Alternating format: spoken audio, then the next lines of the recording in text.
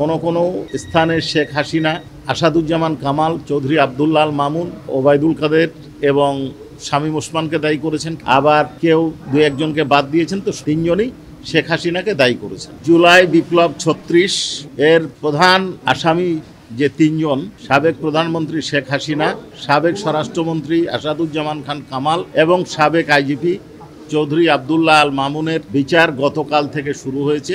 Opening statement দিয়েছেন রাষ্ট্রের প্রধান আইন কর্মকর্তা অ্যাটর্নি জেনারেল সাহেব এবং লার্নেড চিফ প্রসিকিউটর। এরপরে প্রসিকিউশন পক্ষ থেকে গতকাল এই আন্দোলনের একজন অন্যতম ভিকটিম খোকন চন্দ্র বর্মনের জবানবন্দি নেওয়া হয়েছে। আজকে আরও দুইজন ভিকটিম, এমরান, আব্দুল্লাহ আল এমরান এবং পারভিন, এই তিনজনের এই 2 দিনে জবানবন্দি নেওয়া হয়েছে। ডিফেন্সের পক্ষ থেকে তাদেরকে জেরা করা হয়েছে।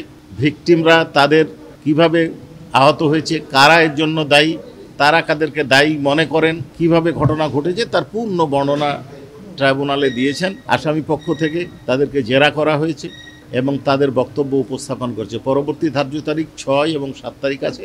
আমরা বাকি ধার্য তারিখে পর্যায়ক্রমে সাক্ষী উপস্থাপন করব। এই সাক্ষীরা তাদের সাক্ষ্যে এই ঘটনার জন্য কোনো স্থানে শেখ হাসিনা, আসাদুজ্জামান খান কামাল, চৌধুরী আব্দুল্লাহ আল মামুন, ওবায়দুল কাদের এবং শামীম ওসমানকে দায়ী করেছেন কেউ।